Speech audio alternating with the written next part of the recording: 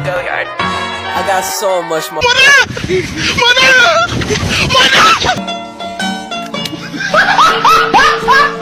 Are you ready, kids? Aye, aye, Captain! I can't hear you. Aye, aye, Captain! Oh! Fucking design on right now.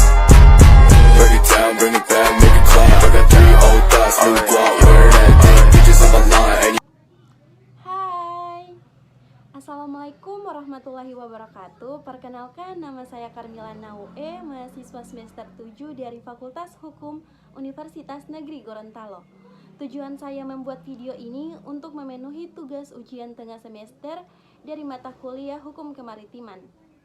Di sini saya akan menjelaskan mengenai batas atau zonasi wilayah laut. Konvensi PBB tentang hukum laut pada tahun 1982 yang dikenal dengan UNCLOS melahirkan zonasi pengaturan hukum laut, yaitu perairan pedalaman, perairan kepulauan, landas kontinen, laut teritorial, zona ekonomi eksklusif, laut lepas, dan hak lintas damai. Yang pertama, laut teritorial.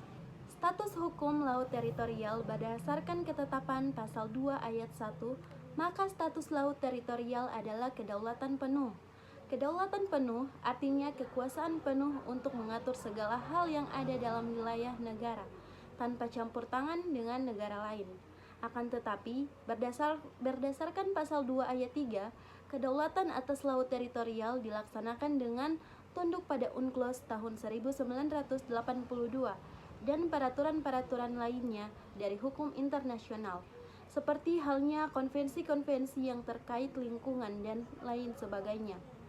Kedaulatan ini meliputi berdasarkan pasal 2 ayat 2 UNCLOS tahun 1982, yaitu ruang udara di atasnya, dasar laut, dan lapisan tanah yang ada di bawah laut teritorial.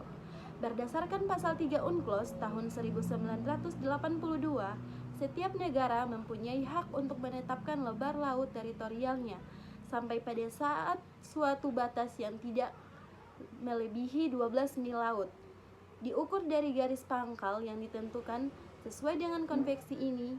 Nah, jadi jika diilustrasikan, batas wilayah laut pada negara kepulauan kira-kira seperti ini. Selanjutnya, perairan pedalaman. Perairan pedalaman adalah perairan yang terletak pada sisi darat dari garis pangkal yang dipakai untuk menetapkan laut teritorial suatu negara, berdasarkan pada pasal 8 ayat 1 UNCLOS. Nah, sebagaimana sebelumnya tadi kita sudah melihat bahwa laut teritorial itu diukur dari garis pangkal menuju ke arah laut lepas. Nah, perairan pedalaman ini justru dia ke sisi daratnya, termasuk di dalamnya sungai, teluk, pelabuhan, serta bagian-bagian perairan lain sepanjang berada pada sisi darat dari garis pangkal, kemudian batas terluar dari perairan pedalaman. Bagi suatu negara pantai biasa adalah garis pangkal, yang dapat berupa garis pangkal biasa atau garis pangkal lurus, atau kombinasi keduanya. Bagi negara kepulauan, berlaku suatu ketentuan khusus bahwa perairan pedalaman dapat ditetapkan dengan menarik suatu garis penutup pada mulut sungai, teluk, dan pelabuhan yang berada pada perairan kepulauan. Perairan pedalaman dari suatu negara kepulauan akan merupakan perairan yang terletak di sebelah dalam dari garis penutup. Perairan pedalaman, baik negara pantai maupun negara kepulauan, mempunyai kedaulatan penuh yang meliputi perairan pedalaman, ruang udara di atasnya beserta dasar laut dan tanah di bawahnya. Di perairan pedalaman, kedaulatan negara berlaku mutlak tanpa adanya pembatasan oleh hukum internasional dalam bentuk kewajiban-kewajiban untuk memberikan jaminan pelaksanaan hak lintas damai bagi kapal-kapal asing. Sementara itu, di laut teritorial berlaku kewajiban untuk memberikan jaminan pelaksanaan hak lintas damai bagi kapal-kapal asing. Selanjutnya, perairan kepulauan.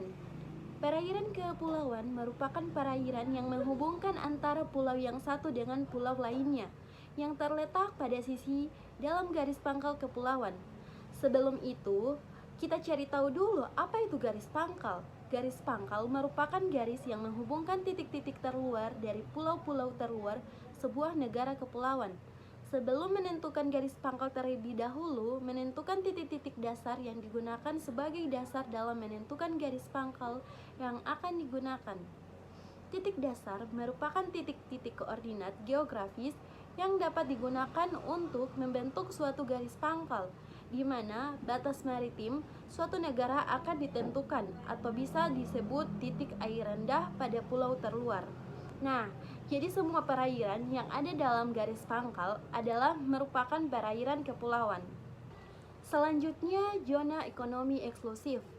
Menurut pasal 55 UNCLOS tahun 1982, zona ekonomi eksklusif adalah suatu jalur laut yang terletak di luar dan berdampingan dengan laut teritorial. Menurut pasal 57 UNCLOS 1982, lebar zona ekonomi eksklusif ini tidak boleh melebihi 200 mil laut, yang diukur dari garis pangkal yang sama dipakai untuk mengukur laut lebar teritorial. Status hukum dari zona ekonomi eksklusif ini berdasarkan pasal 56 ayat 1 bagian A. Negara mempunyai hak-hak berdaulat dan yurisdiksi khusus untuk memanfaatkan kekayaan alam yang berada pada jalur tersebut, termasuk ketentuan pasal 56 ayat 3 pada dasar laut dan tanah di dalamnya. Hak berdaulat itu memberikan untuk keperluan eksplorasi dan eksploitasi, konservasi, dan pengolahan sumber kekayaan alam, baik hayati maupun non-hayati, dari perairan di atas dasar laut dan dari dasar laut dan tanah di bawahnya, dan berkenaan dengan kegiatan lain untuk keperluan eksplorasi dan eksploitasi ekonomi zona tersebut, seperti produksi energi dari air, arus, dan angin.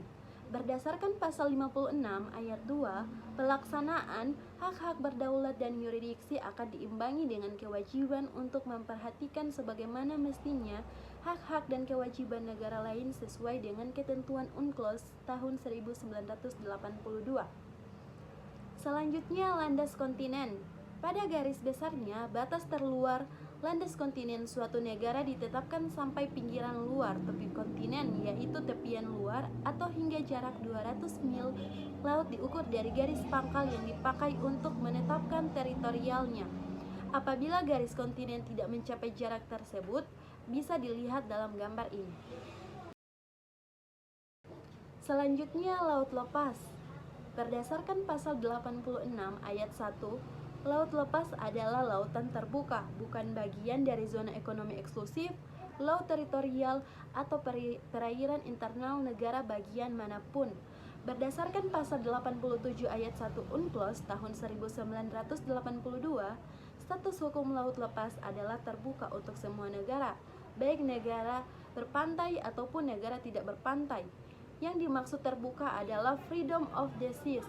Jadi kebebasan di laut itu bukti kebebasan berlayar, kemudian kebebasan penerbangan, kebebasan untuk memasang kabel dan pipa di bawah laut, kebebasan untuk membangun pulau-pulau dari instalasi lainnya yang diperbolehkan berdasarkan hukum internasional, kebebasan menangkap ikan, dan kebebasan riset ilmiah. Yang terakhir, hak lintas damai. Hak lintas damai adalah menurut Konvensi Hukum Laut 1982 adalah hak untuk melintas secepat-cepatnya tanpa berhenti dan bersifat damai, tidak mengganggu keamanan dan ketertiban negara pantai. Istilah hak lintas damai digunakan pada rezim laut teritorial. Pasal 17 menyatakan kapal semua negara, baik berpantai maupun tak berpantai, menikmati hak lintas damai melalui laut teritorial. Pasal 19 ayat 1 menjelaskan tentang apa yang dimaksud hak lintas damai, yaitu lintas adalah damai sepanjang tidak merugikan bagi kedamaian, ketertiban, atau keamanan negara pantai. Lintas tersebut harus dilakukan sesuai dengan ketentuan konvensi ini dan peraturan hukum internasional lainnya. Secara rinci, pada pasal 19 ayat 2 mencantumkan 12 kegiatan yang jika salah satunya dilakukan, maka suatu kapal asing harus dianggap membahayakan kedamaian, ketertiban, atau keamanan negara pantai. Sekian penjelasan dari saya mengenai batas zonasi wilayah laut. Atas perhatiannya, saya ucapkan terima kasih. Wassalamualaikum warahmatullahi wabarakatuh.